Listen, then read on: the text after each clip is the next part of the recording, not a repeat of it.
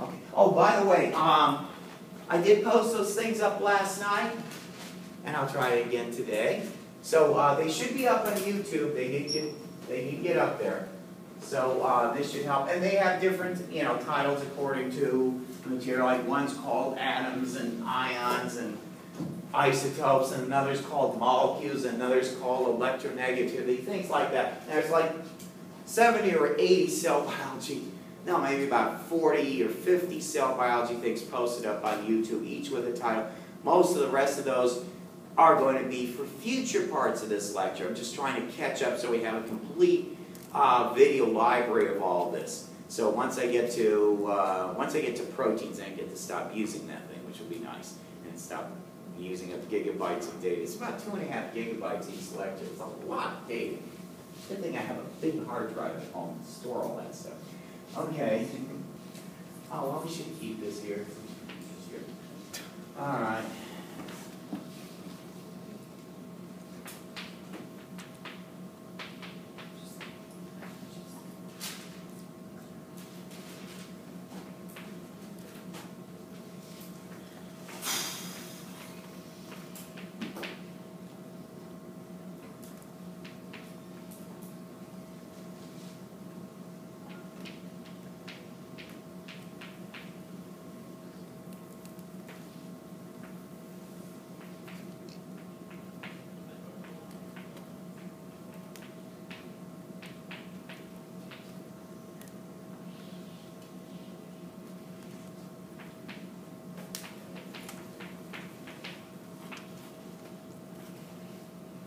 Okay, keep this scale here.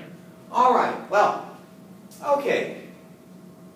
Covalent bonds are formed when elements share electrons with each other. Now this analogy is for the ladies here. Let's suppose you get involved with somebody and you decide to get married or live together or whatever the case may be, and you kind of agree, oh, we're going to share the housework, right? All that crap work that nobody really likes to do but has to do, right? Okay, now, some guy's idea of sharing the housework might be, okay, I will help to cook, I'll clean up once in a while, take the garbage out and that kind of stuff, and, you do the same and things like that.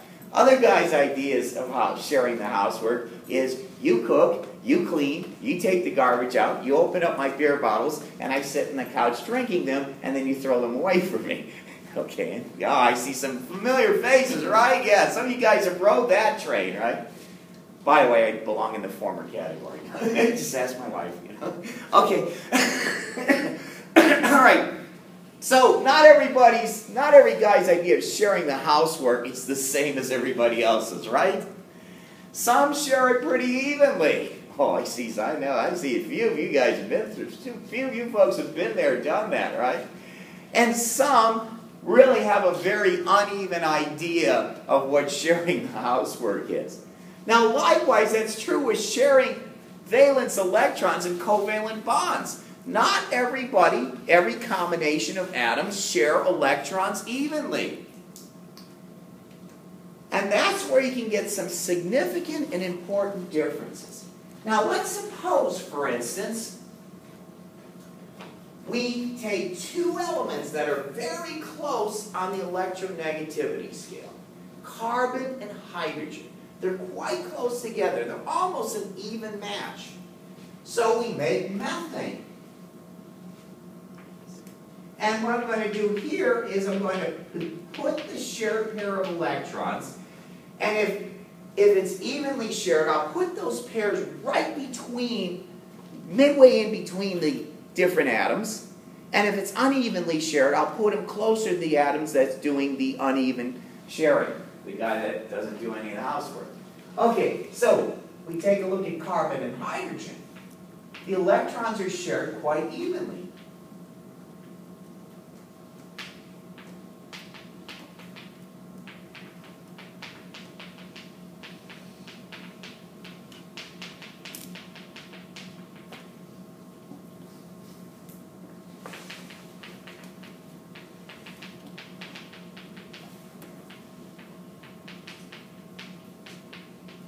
Okay, so you take elements of similar electronegativities like carbon and hydrogen, they share their electrons evenly. And if we take something, okay, let's make this molecule. This molecule is something we're intimately familiar with every time we pay $3.50 a gallon for this stuff. Okay. 5, 6, 7, 8. Okay, 8 carbons, and we're going to have,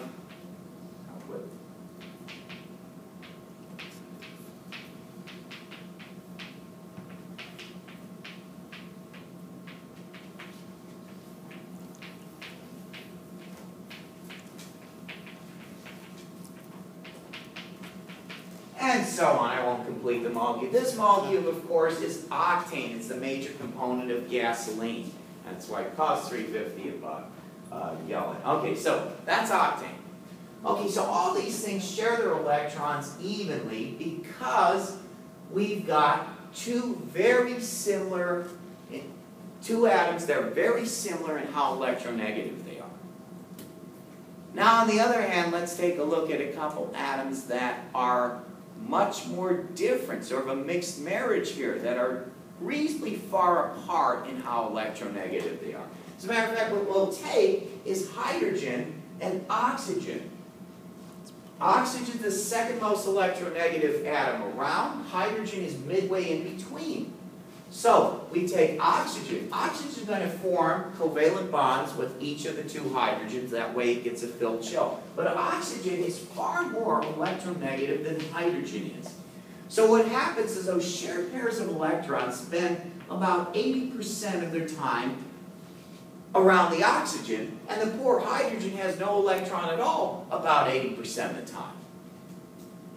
So that's uneven sharing. So we'll say different electronegativities. Not so different that you actually tear electrons off.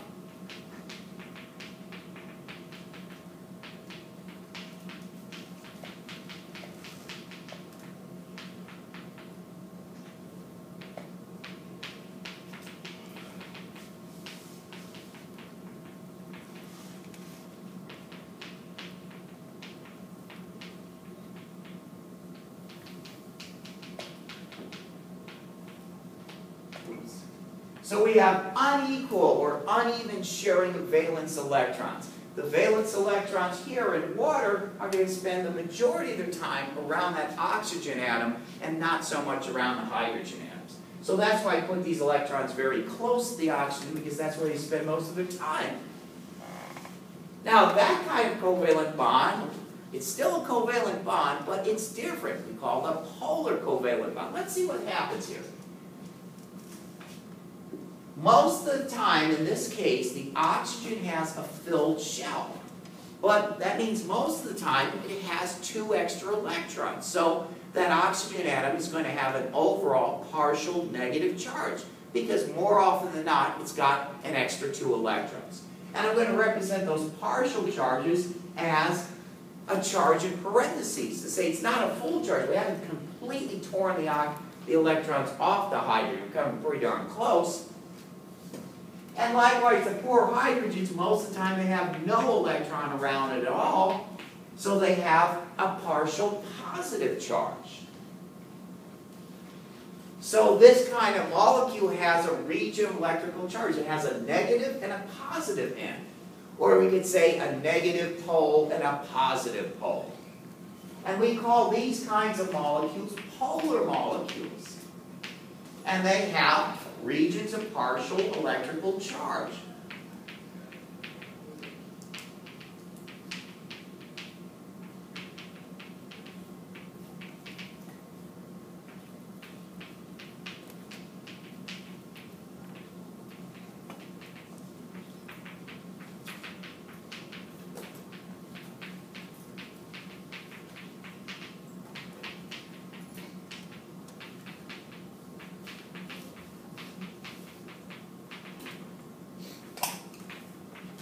And you get polar molecules by having atoms that are fairly different in electronegativity. Not so different that one's able to tear electrons completely off the other, but different enough that you have uneven sharing of electrical charge.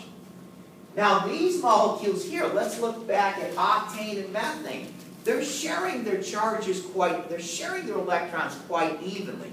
So overall, nobody has a partial charge. There's no overall charges on these molecules. So we have no regions of charge.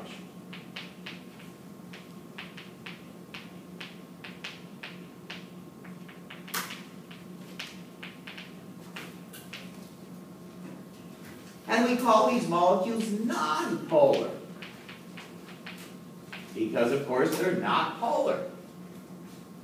Now, there's another term for those molecules, and we'll see that in a minute, that's interchangeable with nonpolar. I think the chemists like nonpolar and the biologists like this other term that we'll come up with in just a minute. But first, give that self a point here. Okay, so I'm going to kind of erase this, and we're going to put a little bit more conventional thing, water here. Partial charges here. Okay. Water is a very polar molecule because, of course, oxygen is very electronegative relative to hydrogen. Another polar molecule, let's take hydrogen and make a covalent bond with fluorine, the most electronegative atom in the business. Now, even fluorine is not capable of tearing the electron off the hydrogen completely, but comes pretty darn close. 90% of the time, that shared pair of electrons stays around the fluorine rather than the hydrogen. So, this molecule, hydrogen fluoride, is extremely polar. So we have partial negative charge on the fluorine, partial positive charge on the hydrogen. So it's an extremely polar molecule. Now, let's suppose we took nitrogen, which is fairly electronegative relative to hydrogen, and put that stuff together. So we have hydrogen, hydrogen, hydrogen, and a nitrogen. Nitrogen makes 3 covalent bonds with each, one covalent bond with each of the hydrogens. And here again, nitrogen's more electronegative than the hydrogens. So the electrons spend more of their time around the nitrogen. Once again, we have these partial charges, partial negative charge on the nitrogen end, partial positive charge on the hydrogen end. Here's another molecule that has at least part of it is quite polar. We're going to take this molecule here. We take a carbon, covalent bonded with 3 hydrogens. There it is. Okay, now so far everybody's sharing electrons evenly. Now let's take another carbon, even sharing again. Hydrogen, hydrogen. Everything's looking nice and evenly shared until we go to this next guy. This guy's an oxygen. Oxygen is very electronegative relative to the carbon, and we make another covalent bond with a hydrogen, an OH or hydroxyl group, and lo and behold, it's much more electronegative than the hydrogen. So we have a partial positive charge here, partial negative charge here, and this carbon will get a partial positive charge here. Not quite as much because it's sharing electrons with these other guys, but we have this. And of course, this molecule is ethanol, ethyl alcohol. Now we put these things together, and we see some properties of polar and nonpolar molecules. Let's suppose I take water. Can we dissolve ammonia in water? Now ammonia is a gas at room temperature and ordinary pressure, but if I bubble ammonia gas through water, will the stuff go into solution? Absolutely, a lot of it will go into solution. A lot of it will dissolve in the water. You go down to any supermarket or Walmart or what have you, you can buy household cleaning ammonia. What is it? It's ammonia dissolved in water. And when you open up that cap, a little bit of the stuff is always in equilibrium. So you have a little ammonia gas in there. You open up the cap and you don't sniff it too close. Don't get too close because then all of a sudden the ammonia gas comes out, burns the eyes, it stings and what have you. But you can dissolve an enormous amount of ammonia in water. Now this stuff, an extremely polar molecule, can you dissolve that in water? Hydrogen fluoride? Absolutely. You can dissolve like about 30 to 40%, about 12 or so molar hydrogen fluoride in water to make what we call hydrofluoric acid, one of those corrosive acids around. It's the stuff that can literally eat through glass. They have to put in Teflon-lined containers because otherwise it will etch and eventually dissolve the glass and spill all over. Extremely nasty, hazardous stuff. Okay, so that's hydrofluoric acid. Likewise, hydrogen chloride, which is not quite as polar as hydrogen fluoride, but you dissolve that, it's a gas at room temperature, dissolve that at high concentrations in water, and you make hydrofluoric acid. And this stuff, ethyl alcohol, can you dissolve in water? Of course you can. So you can go down to Brothers or whatever and get anything from a 3% ethanol solution with some fizziness and what have you. Light beers, who wants to drink that anyway? Okay.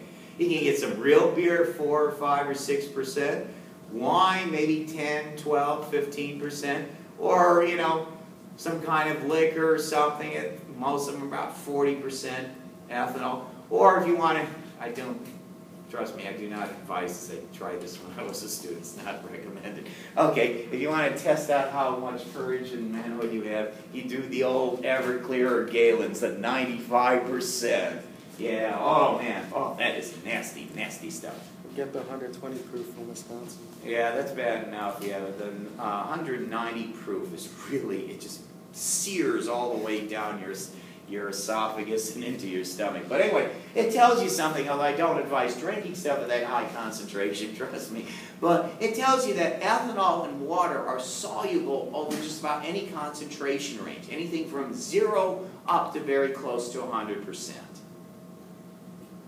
And even though ethanol here, for instance, has this non-polar part, you throw this hydroxyl group in, and that makes the molecule fairly polar overall. It's not as polar as water, but it's polar enough to dissolve at just about any concentration you want in water.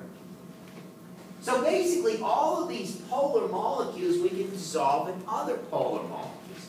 You could dissolve you could put ammonia in water, hydrogen fluoride in water. You could put hydrogen fluoride in ammonia if you wanted to, and a fair amount of it would dissolve. Things like that.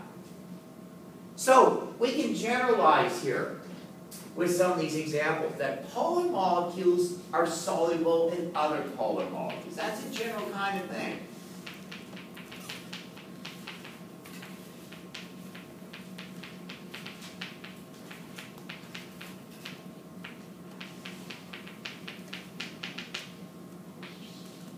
That's a general statement here. Now, that allows you can determine something right now. Now, without showing you the structure of, say, a sugar, I could ask you right here now, is sugar polar or non-polar? And the answer, can you dissolve sugar in water at fairly high concentrations? Absolutely yes. So sugars are polar molecules because they can dissolve at high concentration water. When you look at the structure of sugars, we'll do that later on, you see that's got a whole bunch of hydroxyl groups coming off, the OH groups coming off the molecule all over the place. So they're very polar and therefore they dissolve quite nicely in water. And you can make thick, goopy syrups, 50, 75, 80% sugar by weight. They're so soluble. Likewise, a stuff called glycerol, or glycerin as it's commonly known. That can be dissolved in water at any concentration you want. We use it a lot of times in various biology, biochemistry type things. So that tells you, without even knowing the structure of glycerol, that glycerol must be a polar molecule. Okay, so we see polar molecules dissolve quite nicely in polar molecules. Now, what about nonpolar molecules? If I were to bubble methane gas into octane, in other words, get a container of gasoline and run natural gas through it, quite a bit of that stuff would dissolve. A lot of the methane would be able to dissolve in octane, so you get a solution. If I were to take gasoline and put it on wax, wax is another chain of carbons and hydrogens, what we call hydrocarbons. So your typical piece of wax, okay, that's maybe 30 or 40 carbons long, nothing but carbons and hydrogens. Now if I take wax and throw it in something like gasoline, octane in other words, what happens? It dissolves quickly. So that's telling you that, once again, that is another nonpolar molecule. If I were to pour gasoline on styrofoam, has anybody ever seen what happens when you do that? the stuff dissolves and eats holes in it really quickly. You get a little splatter of gasoline on something that has styrofoam and just eats right through it. That's telling you that whatever styrofoam is made of must be nonpolar because it dissolves quite nicely in a very nonpolar molecule like octane. So we have here, to generalize, we can say that nonpolar dissolves in nonpolar.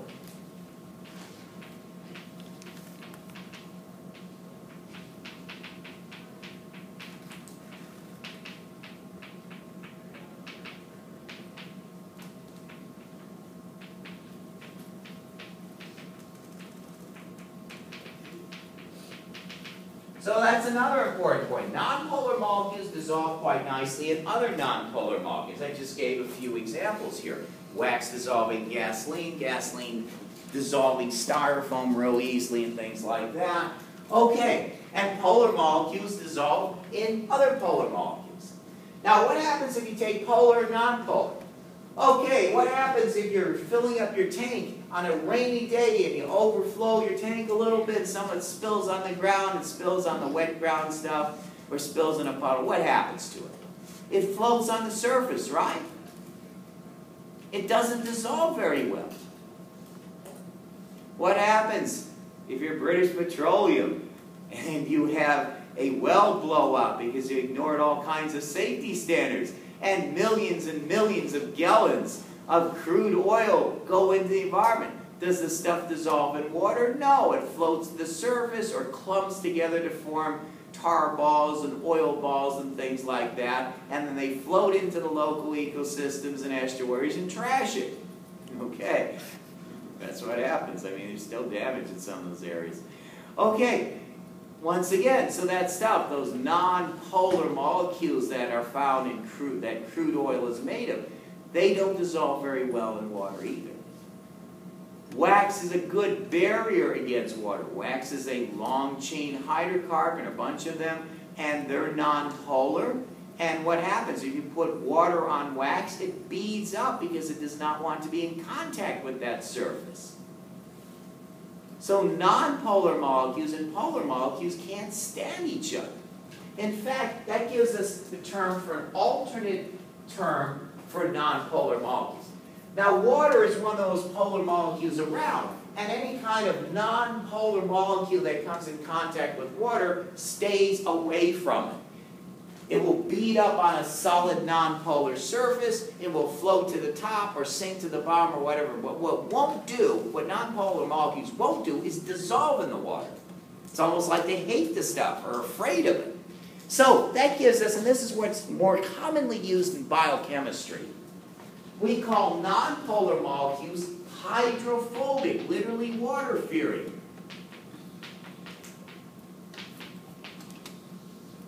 Now, nonpolar and hydrophobic, those are interchangeable terms. I think the biologists tend to prefer the term hydrophobic, and that's what I'll be using in the class. The chemists like the term nonpolar. They are interchangeable terms. I'll accept either, like I said, my own personal preference. Since I'm a biologist, I like hydrophobic. But it's the same thing. Nonpolar molecules are hydrophobic molecules. They do not like to go into polar environments, especially something as polar as water. So, now you go into a little biochemistry on this. Let's suppose you end up wanting to make your own salad dressing. So what you do, you get some vinegar, you throw some spices in it, grind some spices up, and grind some onion and garlic or whatever up, and throw it into the vinegar. And then you pour some cooking oil on top. Now cooking oil, of course, are these molecules called lipids that are derived from plant or animal sources. Most of the time cooking oil is from plant sources. Okay, now you pour that cooking oil into the vinegar. Vinegar is acetic acid, a polar molecule, in water, another polar molecule. What happens? The oil goes in the vinegar, and what happens? It floats on the surface. It doesn't break up. It floats on the surface, doesn't dissolve in the vinegar.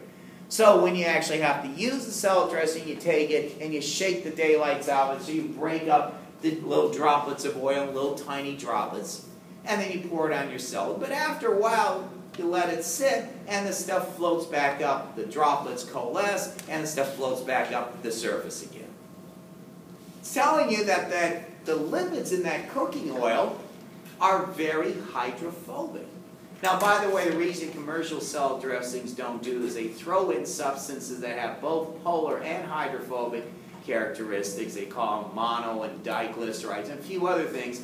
They throw those in, and they help to keep the two from separating out. They're kind of in between the two, and it helps to keep these things from separating out. So that's why you usually don't see so much of that in your typical commercial salad dressing. You make it on your own, the oil and the water don't mix.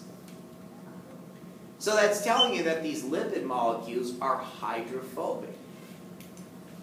Or what happens if you have a piece of fat or something? Oh, what happens with bacon grease? You just cooked up some bacon, all this nice bacon grease. You pour it down the sink, you don't do anything about it. It could clog your sink up because it repels the water you throw down there, telling you that the fats in bacon grease are hydrophobic molecules. The stuff clumps together, it can solidify when it gets cold, and then you've got yourself a clogged sink and you have to pour a bunch of Drano in it. Okay, so it's telling you a number of things in biology.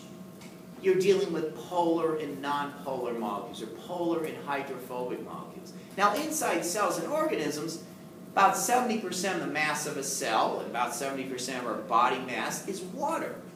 So most of the stuff that happens inside cells are happening in a water environment, a very polar environment. But aside from things like fats and oils and stuff like that, we have the boundary between the cell and the outside world, or the boundary from one compartment in the cell, like the nucleus or mitochondria or what have you, and the rest of the cell is made of certain types of lipids. That's what we call cell membranes. And cell membranes are made of hydrophobic molecules, certain types of lipids. So they form a kind of waterproof barrier between the cell and the outside world, or between one compartment of the cell and the next. And that's one of the things. That's one of the important things. Cell membranes are hydrophobic, and they form watertight barriers. And in order to get things across cell membranes, you usually use special transport systems that we'll describe later. So that's kind of an interesting thing. Hydrophobic molecules in a polar environment like water is critically important. That allows us to have cell membranes and use them as barriers between the cell and the outside, or from one part of the cell to the next. Now, an interesting thing or two about that. Lipids are very hydrophobic. They're basically, most of them are basically hydrocarbon chains with something else at one end of it. So they're very hydrophobic molecules. Now, water is one of the most polar molecules around. So in some senses, water is very good for that kind of stuff, because there's such a difference between how polar and how one is and how hydrophobic the other is, that you can make some pretty good barriers. Now, that's one of the things with ethanol. Ethanol is polar, but not anywhere near as polar as water. You can use ethyl alcohol, or any kind of alcohol for that matter, to wipe off a little grease that you spilled on occasion, wipe a little grease off yourself. It will work.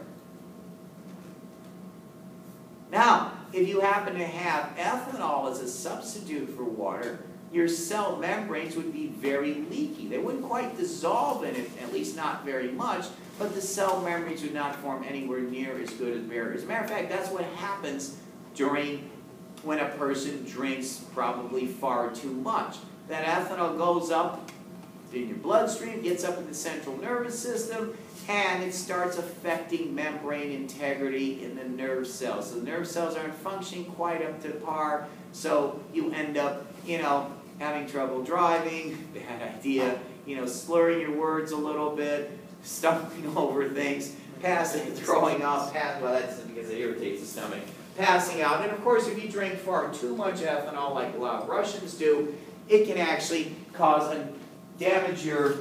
shut down enough of your central nervous system that you pretty much stop breathing and die. So, people do die of single-shot ethanol poisoning. Every once in a while you read about newspaper frat parties and college campus and stuff, where people, trying to do 21 shots for the 21 first birthday, and they don't see their 22nd that way. But the reason that ethanol is toxic is it actually affects membrane integrity. So things like, membrane functions, especially in the central nervous system, don't work quite as well, and eventually they work so poorly that the organism can't survive. And even things like yeast and stuff, which of course produce ethanol, byproduct of metabolism, they can't grow, depending on the strain, they can't grow in more than about 10 or 15% ethanol. That's about the limit. Most cells can't tolerate more than about 5% ethanol. It's toxic to them.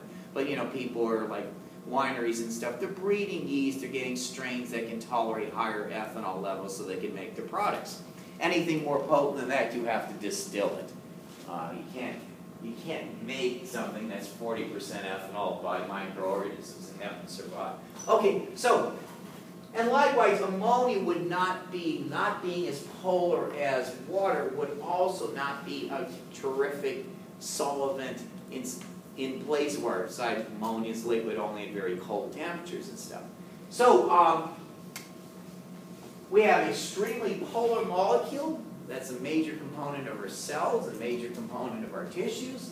And we have hydrophobic lipid molecules that serve as barriers to cell membranes and stuff. So polar and hydrophobic are actually quite important.